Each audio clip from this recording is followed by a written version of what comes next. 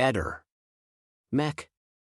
Pallister. Il 21 dicembre 2021 Sebastiano rilascia questa intervista a Trieste Prima. Sai, ti spiego, io ho detto, ma senti un po', come sono le cose? Hanno detto, guarda, noi quello che potevamo fare l'abbiamo fatto, per il semplice motivo che, ad esempio, mi hanno chiesto della carta di credito, di che banca, quella, perché loro non riescono, non possono neanche verificare se la carta di credito viene prelevato qualcosa perché devono avere un coso del magistrato, un permesso dalla magistratura. Allora fino a che... Questa è una segnalazione, perché non puoi fare una denuncia per una persona che si allontana da casa volontariamente. Quella è libera di andare. Non è che per questo loro possono andare a cercare la persona e se la trova dicono c'è tuo marito che ti sta cercando. Non è un reato, ne sono certo nessun reato, capisci? Quello è il fatto. Quindi con una denuncia per allontanamento volontario gli inquirenti non possono fare nessuna verifica sull'utilizzo delle carte di credito. Sì, ti dico, questi giorni qua mi hanno chiamato tutti, le amiche, gli amici, passaparola e queste robe qua, gente che non sentivo da anni. Anche oggi ha chiamato la sua cugina dalla Croazia, che abita in Croazia. Loro sono di origine di Verteneglio, in Istria, quelle zone là. È la famiglia sua, no? Nello stesso giorno Sebastiano ammette di aver parlato con la cugina. Allora vediamo se alla cugina ha detto la stessa cosa riguardo l'analisi dei movimenti delle carte di credito. La polizia che ho visto se l'ha fatto qualche transazione bancomat o Sì, il tutto sotto controllo. Sì, non si sa niente. No, non si sa niente, tutto sotto controllo, tutto vagliato, c'è la polizia in casa che guarda dappertutto, in cantina, di qua e di là, ha chiesto di guardare se c'è soldi in casa. Venerdì 17 dicembre alle 19:50 Fulvio Covalero avvisa la redazione di Trieste Prima che Liliana Resinovic è scomparsa.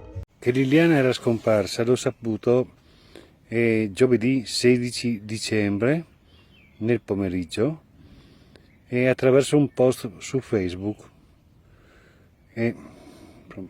Sul momento ho pensato che fosse uno stupido scherzo, una cosa idiota, e dopo poco alla volta ho dovuto rendermi conto che era vero. Da quel momento ho cominciato a pensare cosa, come, perché, dove, non riuscivo a capire.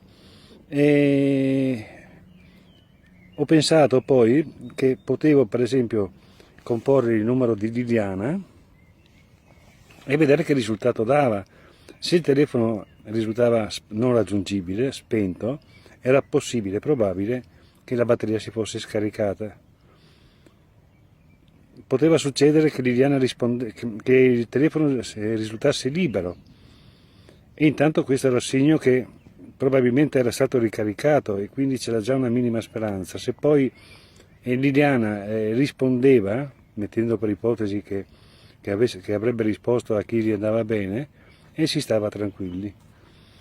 Nel dubbio, questa chiamata al suo numero l'ho fatta sabato verso sera e ho chiamato e ha risposto appunto Sebastiano, no? Sebastiano.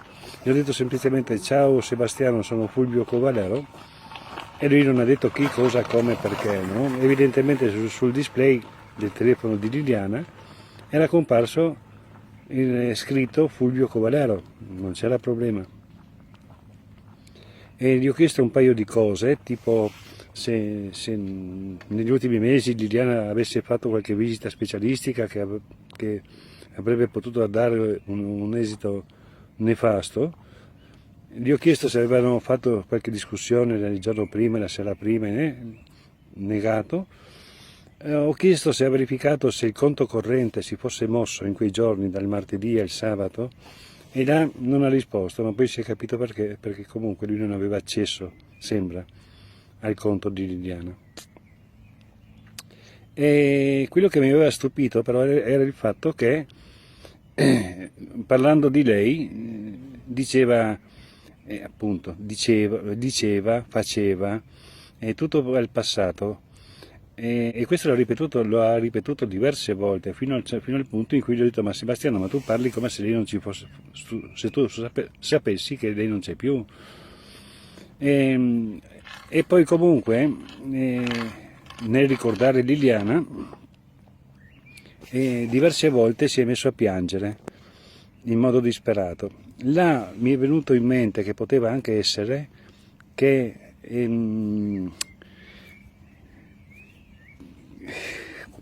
cerco di dire le parole giuste, che poteva anche essere che sapendo che Liliana non c'era più,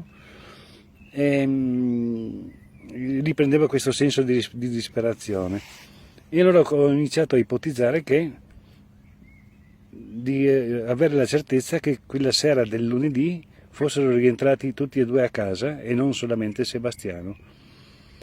Anche quando poi sono iniziati le interviste, le cose, ho contattato Trieste prima, gli ho mandato un messaggio in privato e poi da lì è partita un po' tutta l'interesse della stampa locale e nazionale.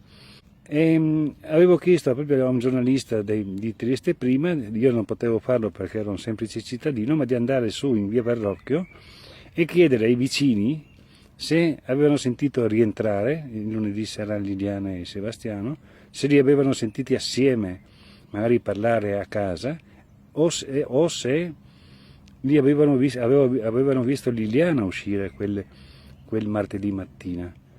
Poi la cosa non ha avuto seguito, non ho ricevuto risposte. Potrebbe considerarsi una stranezza il fatto che Fulvio Covalero, scoperta la mancanza di Liliana, bypassi il marito e si metta in azione da solo, contattando appunto la redazione di Trieste Prima, senza aver saputo da Sebastiano, che contatterà solo il giorno dopo, che tipo di iniziative ha messo in atto. Ma come ha fatto Iva a notare tutti quei dettagli, dall'apertura della vetrina, non vedi i pantaloni? Poi dalla porta in un nanosecondo nota e ricorda tutto, tutta scura, passo veloce, sguardo perso, eccetera. Ehi, non dimenticare di iscriverti a questo canale.